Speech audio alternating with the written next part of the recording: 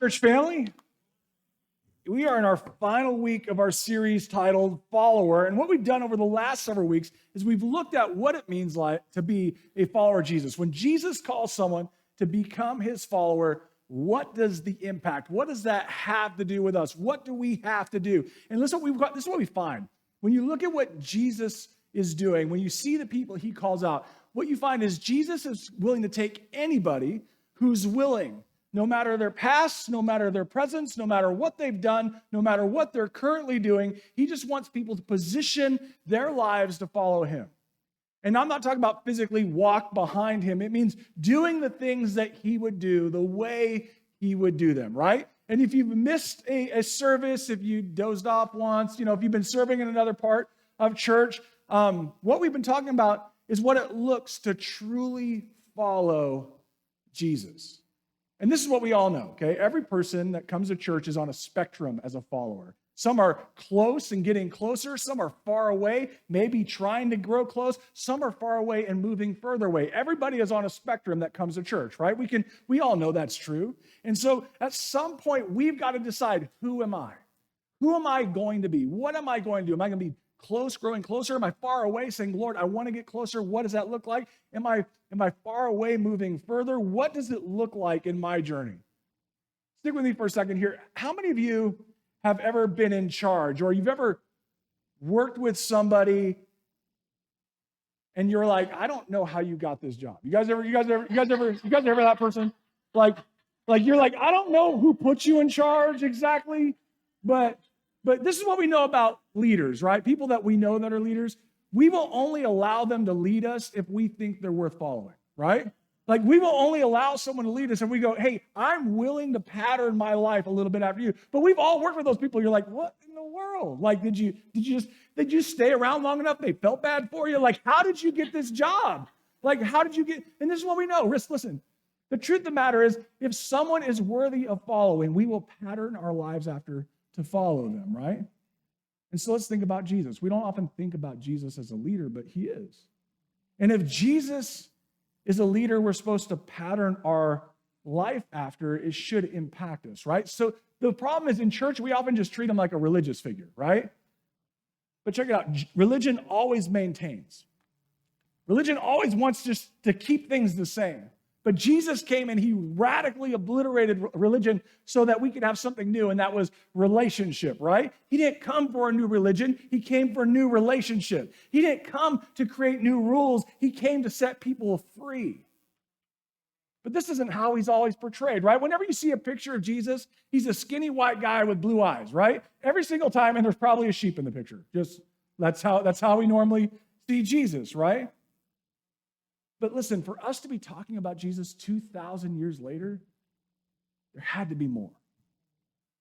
For him to inspire people to risk their lives, to pattern their life after him, there had to be more. He had to do more than just a couple cool tricks, right? He had to be able to lead and inspire the people around him to continue doing what he was doing long after he was gone. And that's what it means to be a follower. To do what the one you are following would do in their absence, right? And the great part is, we don't have to wonder what Jesus did. Like, we can look throughout Scripture and see over and over the way Jesus taught, the way Jesus lived, the way Jesus inspired. We can see it over and over and over again. We can look and see what Jesus told his disciples, right? And this is what we see. Listen, when we see Jesus talking to his disciples, Jesus keeps trying to give them the secret to his leadership. He keeps trying to say, hey guys, just pay attention. Hey, look, I do things differently. Just pay attention to what I'm doing. I know you've seen things one way, but pay attention to what I do. Remember, it's not about rules and regulations. It's about relationship, right? And so what Jesus tells his disciples, and by extension, when he tells his disciples something, he tells all of us, right, is what it looks like to follow him and how we lead. How we lead our families, how we lead in our jobs, how we lead in society, how we lead in our everyday lives. Jesus tells us over and over, this is what it looks like. Listen, this is a wonderful thing about leadership. You don't need a position to lead, right? But too often we wait for position before we ever start leading. But it's backwards. Jesus says, right where you are, no matter what influence you have, I want you to lead, right? So maybe we're not in a place where we're in charge of people, but right where we are, right now, today, what we should do is look around and say, how can I lead? How can I show people Jesus? How can I influence the people around me the way Jesus would influence me? So this morning, we're going to drop into a conversation with Jesus and his disciples. We're going to be in the book of Mark, if you want to turn there. If you have a paper Bible and you're not sure where it's at, open your Bible to the center, hang a right. It's going to be the second book of the New Testament, the book of Mark. If you hit Luke or John or the book of Acts, you went too far. If you went to Matthew, you're almost there. The book of Mark, chapter 10, all right? And this is a conversation that we're going to see, that we're going to get to be a part of. And remember, when Jesus is talking to his disciples, he's also talking to us, all right? So verse 32, they were now on the way up to Jerusalem. Okay, why are they going up to Jerusalem? This is right before Easter. This is right before what we know as the triumphal entry, Palm Sunday, which is next Sunday, right? So they're going up to Jerusalem, and Jesus was walking ahead of them. The disciples were filled with awe, and the people following behind were overwhelmed with fear. Why are the disciples filled with awe, and why are the people following in fear? Because Jesus, in their mind, is about to go overthrow Rome. Jesus, in their mind, is a conquering king. He's going to go overthrow everybody and set up a brand new kingdom. And so the disciples are like, we're going to see it. And the people are terrified because they don't know what's going to happen, right? So they're following up. And not to mention, Jesus just dropped a truth bomb on a rich guy who said, how do I go into the kingdom? And he goes, you can't, because your stuff's in the way. So everybody's just tripping out. They're like, we don't know what's going to happen. We don't know what this is going to look like. So they're following him. But Jesus knows his time is short, and he really needs to start prepping his followers for what it's going to look like after he's gone. So he takes a couple of his disciples, and they come and they talk to him, and they really have a request. All right, so we're gonna drop in and see that in just a minute. But they're walking ahead, and Jesus, we're told, takes his 12 disciples aside. All right, and Jesus once more, which means, listen, when it says Jesus once more, this means this was not the first time. Okay, Jesus once more takes his disciples. He goes, all right, guys, I've tried to tell you this. I've tried to explain it to you. I've tried to tell you what's going to happen, but I'm going to try again. So Jesus once more takes his disciples aside, right, and tries to describe everything that's about to happen. And this is what Jesus tells them. He says, listen, we're going up to Jerusalem where the Son of Man, referring to himself, will be betrayed to the leading priests and the teachers of the religious law. They will sentence him to die and hand him over to the Romans. They will mock him, spit on him, flog him with a whip, and kill him. But after 3 days, he will rise again. Jesus says, okay, guys, listen. I got some good news, and I got some bad news, right? The bad news, we're going to Jerusalem, and I'm going to be beaten. I'm going to be betrayed. I'm going to be mocked. I'm going to be spit upon. I'm going to be killed, right? But here's the good news. After 3 days, I'm going to rise again. Now, have you ever listened to something someone said, but you only listen to the part you want to hear? You guys ever had that happen, right? Because if I was one of Jesus' disciples and he just said that, I don't know about you, but I'd have some questions. Would you have any questions? I'd have a couple questions like, okay, when you say dead, are you talking like all the way dead or only mostly dead? Like, how dead are we talking? Because you're supposed to set up a kingdom, and I don't know how this is all going to work. So, like, explain this to me. Or maybe like, okay, Jesus, so you're going to get flogged and beaten and killed. What are the odds that I'm going to get flogged, beaten, and killed? Like, I think I'd have questions, right? They have questions too, but their questions are very different because they only heard the last part. They only heard the part that he's going to set up his kingdom. And Mark tells us this happens. Then James and John, the sons of Zebedee, came over and spoke to him. Teacher, they said, we want you to do us a favor. Remember, he just said, guys, I'm going into Jerusalem. I'm going to get beaten to a pulp, and I'm going to be killed. Their first response is, hey, we want you to do us a favor. What? Because they only heard the part they wanted to hear. They only heard about that last part where he's going to set up a new kingdom. How many of you guys have ever talked to a kid and you're like trying to explain something to them and you think they're getting it, right? And you're like, I'm crushing this adulting thing. Like they finally understand. And at the end, they're like, can I go now? You guys ever had that happen? That's kind of what's happening with the disciples here. Like, Jesus is explaining all this stuff, and they're like, okay, but can you do me a favor, right? Like, they just don't quite understand. And so Jesus is way more gracious than I would ever be. And he says this, he's all right, what is your request? And if I'm honest, I feel like Jesus is probably like this with me quite often, because sometimes I pray and I see him at work, and I'm like, well, while you're up, if you could just take care of this, this, and this, that'd be really cool too. Like, while you're moving, Lord, it'd be really great if you move just a little bit more, right? Like we want Jesus to do the things we want him to do, right? Jesus is so gracious. So he asks them, guys, what's your request? They replied, verse 37, when you sit on your glorious throne, we want to sit on places of honor next to you, one on your right and the other on your left. In case you don't understand, let me help you understand what they just asked. When you're done being beaten and mocked and spit upon, when you're done with that whole dying thing, right? Could you maybe give us like a job? Could you maybe give us a position? Like, could you maybe put us in a position where we're in charge of some people? Because like we've stuck around through this whole thing, right? We've been here since the beginning. And I mean, it kind of makes sense.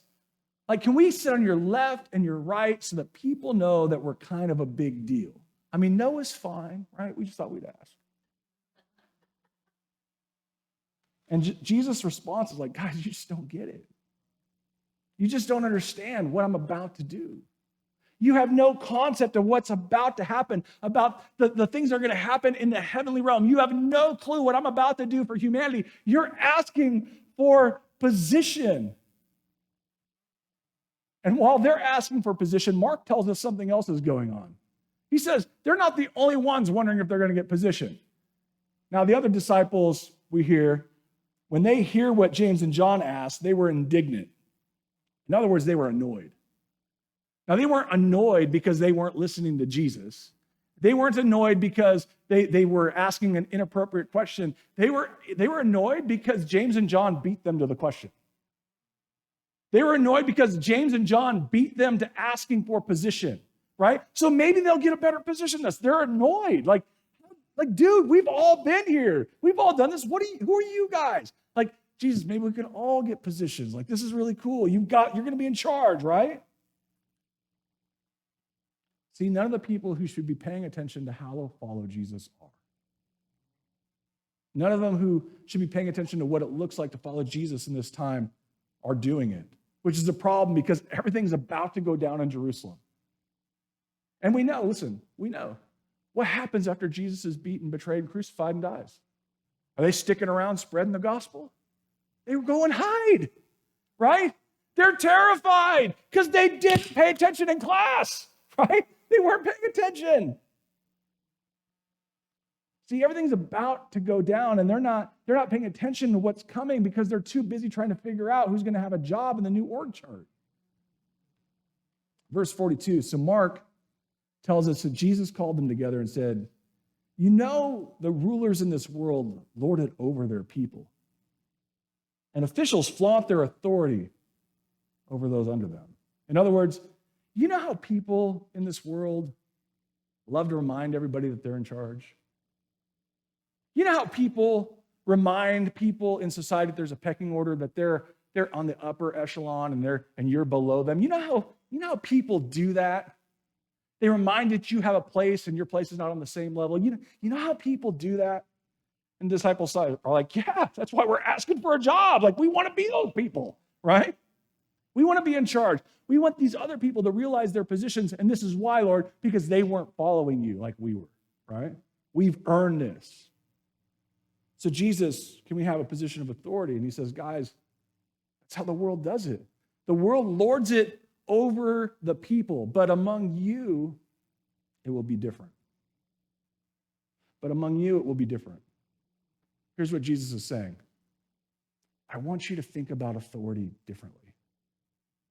I want you to think about any authority you have differently. I want you to think about any position you ever receive differently. Jesus is going to let them in on the secret of leadership here. And he's going to let them and let us in on what it means to lead as one of his followers. He said it to his disciples then, and 2,000 years later, by extension, he's saying it to us. Lead differently. Here's what he would say to us today. Guys, I don't care if your name's on the building, on the door, on the name tag, on the cubicle. I don't care, right? It doesn't matter. When you lead, when you have the opportunity to lead, I want you to have a different goal in mind. Okay, well, what's our goal then, Jesus? If we're supposed to be leaders, what do you want us to do? He says, whoever wants to be a leader among you. And they're like, that's us. That's what we asked for. We want to be a leader. And the disciples are like, yeah, we're all kind of jockeying for position here. We want to be a leader. Whoever wants to be a leader among us, among you. He says this, must be your servant, which is not what any of them wanted to hear. They wanted to be in charge. They wanted position. They wanted authority. And Jesus says, among you, it's going to be different.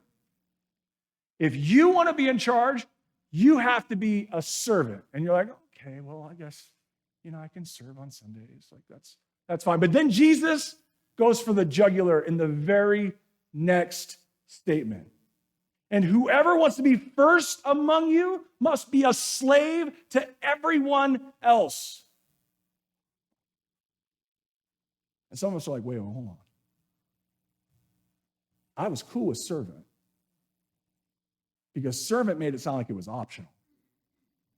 I could serve when it's convenient. I can serve when I feel like it. But when you're a slave, you have no choice. You don't get to make decisions. When you're a servant, you have a choice. And Jesus took it a step further. He said, no, you're a slave. You have no choice. If you are going to serve me, if you're going to follow me, if you want to reflect me, if you want to lead like me, you've got to live like me. See, because I came to earth with no choice. And I'm sending you out with no choice as well. You are going to serve. You have to lead differently if you want to be a follower of mine. If you want a position in my reality, you have no choice but to put other people first. But Jesus, they were rude, no choice. But Jesus, they were mean to me, no choice. But Jesus, you don't understand, no choice. There's not a choice. See, we could choose to serve. But Jesus took it a step farther. You have no choice.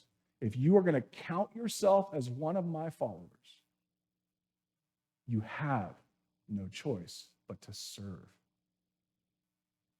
Among you, it's going to be different. We got to serve the people around us. Listen, which, can we just be honest, goes against the me first American culture. We're supposed to serve people who disagree with us? What in the world? Who watch a different news station? What? Inconceivable, right? How are we going to do this? Servant and slave. But we don't like to hear that in the American church. We don't like to hear that we're called to serve with no choice. But that's what Jesus says. If you are going to be a follower of mine, this is what it looks like. Listen, you want to have a great marriage? Serve your spouse first. You want to have great kids? Serve them. You want to have a great church? Serve one another well. Right? This is what it looks like. If you want to be a great boss, serve your employees. But you know what we're taught to do as a boss? We're taught to find all the things you're doing wrong and point it out. By the way, you're doing a bad job. Just thought you should know.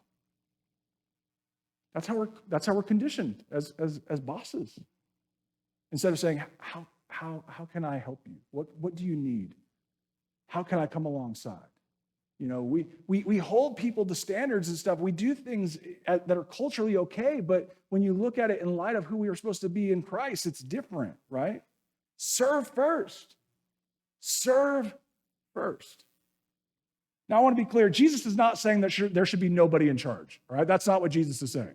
He's not saying there should be anarchy and just, socialism kind of, we're all on the same level. That's not what Jesus is saying here.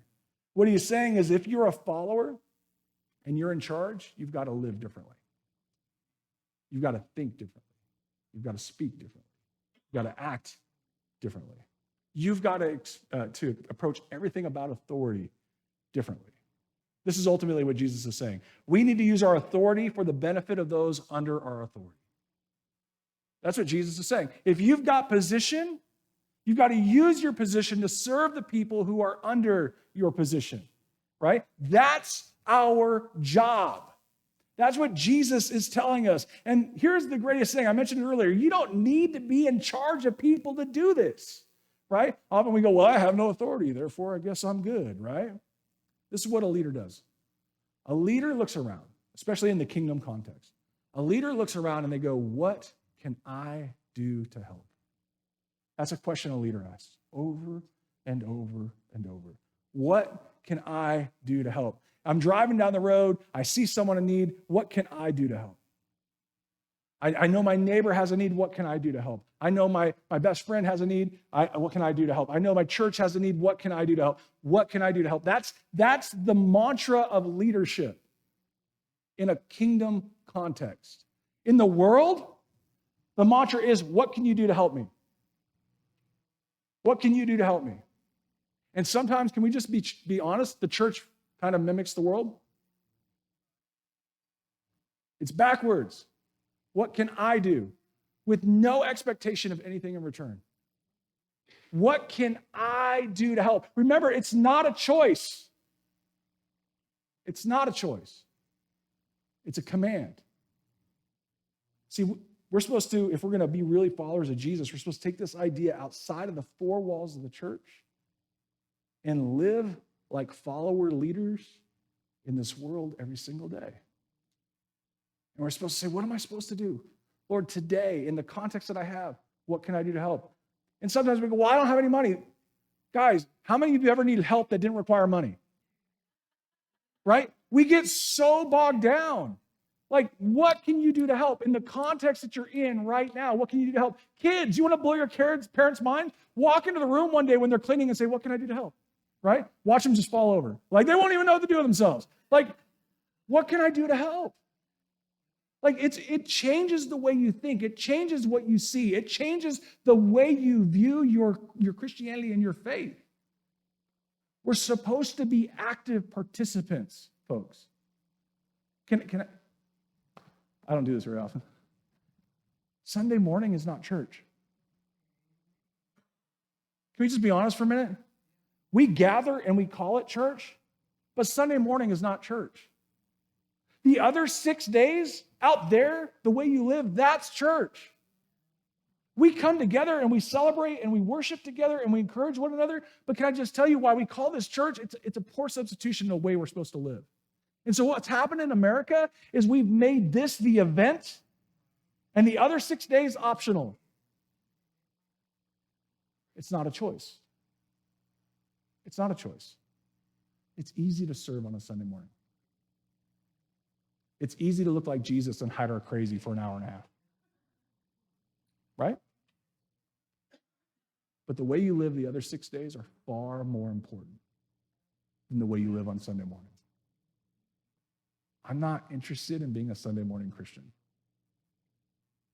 And if we want to transform this world with the love of Jesus, we have to start asking different questions. What can I do to help? In this world, with my influence, with the leadership I have, whether it's great or whether it's small, what can I do to help? Worship team, will you come on up?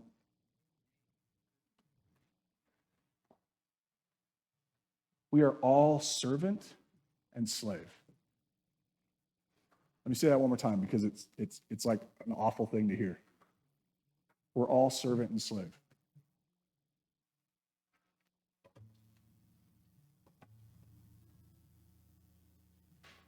it is inconvenient to serve people. Can we just be honest? Especially people that we don't like. Can we just agree on that? It's hard to serve people who don't appreciate it. It's hard to serve people who are rude. It's hard to serve people who don't care about us back. Can we just say Jesus went to a cross for a world that didn't serve him back? That's who we're supposed to emulate, church. That's what we need to get right first. Everything else comes with time.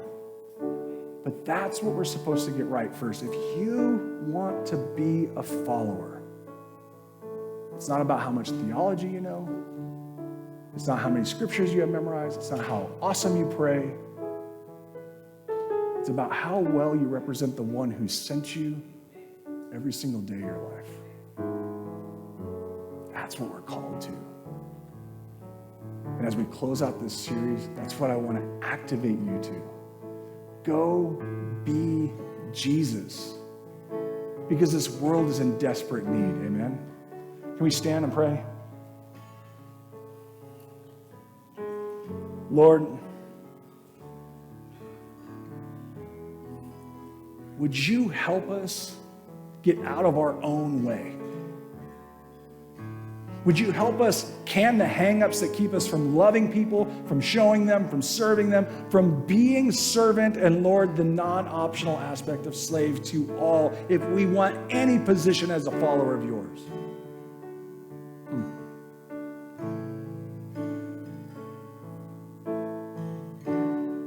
Help us live church, not go to church.